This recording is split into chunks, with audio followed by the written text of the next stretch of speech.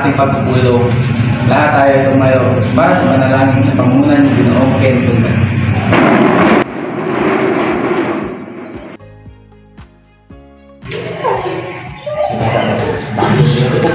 Alam naman ng anak,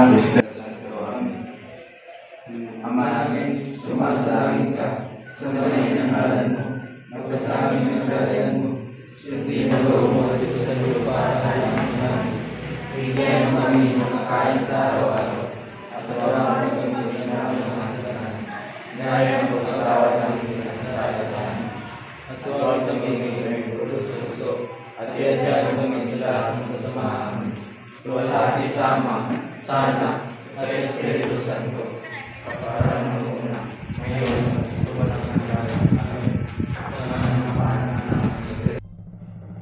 Ayang mag-ibig, tegas ng sigawan, ayang ng puso, sa ito'y buhay, lupang hinirang, luwin ka ng mag-ibig, sa manlulupin, di ka masisilig, sa dadalat mo sa simoy, sa langit mong lupa, may ilang tula, tawag sa kanya'y minamahal, ang isang ng bataw at ngunit ay na nanginginig, ang sulit at araw na kanya, o kayo ng tinibig, lupa na araw na doon at aking wasin na, muli ang isa pinig mo.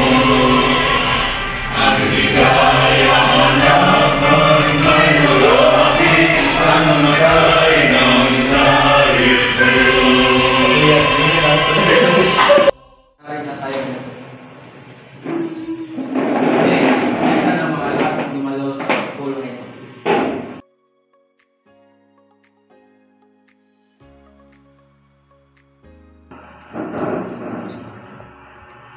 Narito po ang lumalo ay sina Andre, Adren, Toranti, Janri, Duri, Ken, at Sigil. At ang hindi lumalo ay sina Seth, Bea, Sandra, Christian Burgunia, at Joshua. Erich, maaari mo bang basahin ang nakaraang katitikan ng pulong upang ma-review at mapagpatibay natin?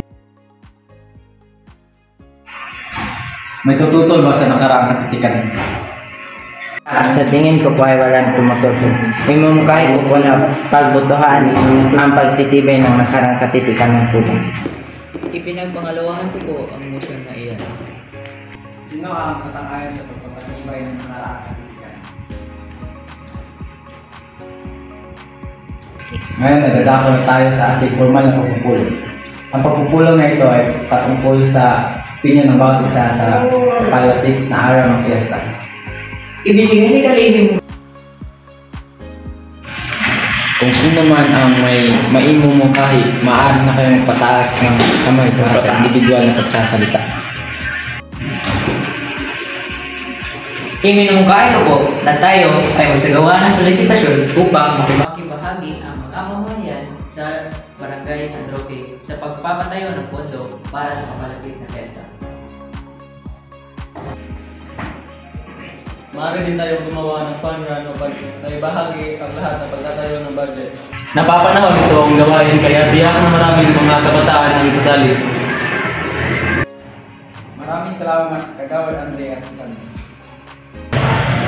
Kapitan, maaari po akong magmungkahi? Maaari. Tama si Kagawad Andre. Patok sa kabataan ng fun run, pwede natin ito gawing chroma or colored fun run. Para magkaroon ng kakaibang twist, hindi lang ang paligid ang magiging kulay, kundi pati na rin ang tumatakbo. At pwede rin tayong magpatayo ng mga food stall tuwing hapon. Lahat naman tayo ay mahilig sa pagkain, kaya tiyak na maganda itong negosyo. Maraming salamat sa inyong suggestion. May nais pa ba kayong ibang iparating? Kapitan, sa tingin ko po ay wala nang ibang suggestion. Imumungkahi ko na pong ipasarado ang pagbibigay suggestion. Tayo po ay magkakaroon ng botohan upang mapagdesisyonan kung ano ang ating pipiliin. Sang-ayon ako sa chroma o sa colored fun run sapagkat mas nakakaakit ito hindi lang sa mga kabataan at para na rin sa mga matatanda. Ako naman ay sumasangayon sa pagpapatayo ng iba't ibang food stalls. Dahil mukhang mas mahilig ang kainan at street foods, tiyak na papatok rin ito. Dahil din, ang pinala pagbobotohan ay pagsasagawa ng colored fundran at pagpapatayo ng iba't ibang food stores. Pakitaas ng kamay sa sumasang-ayon sa colored fundran.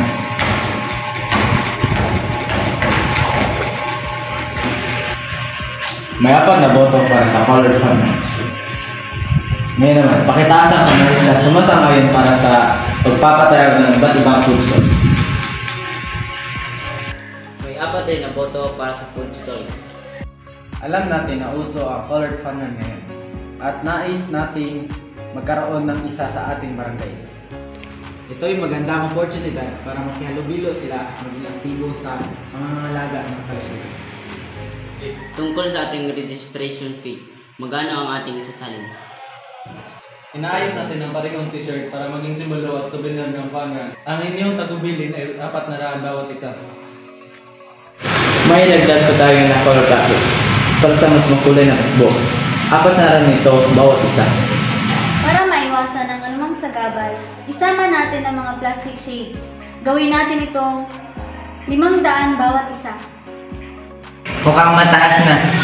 300 piso na kaya ang registration fee.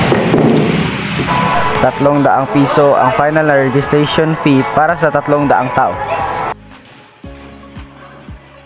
Narito ang breakdown ng mga gastos.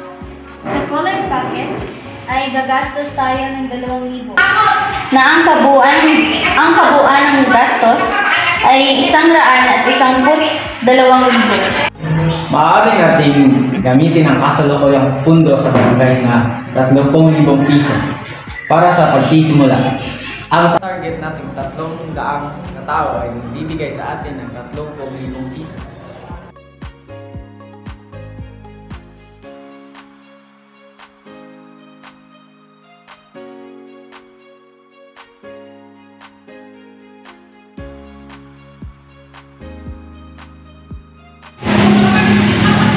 Sa wakas, natapos na ang lahat ng pag-uusap sa oras ng 3:00 ng hapon. May iba pa bang nais kayong idagdag o itanong? Mukhang handa na tayo para bumoto at ituloy ang ating plan. Kung payag po kayong hindi yung pagpulong ito, taas ko ang inyong mga kamay.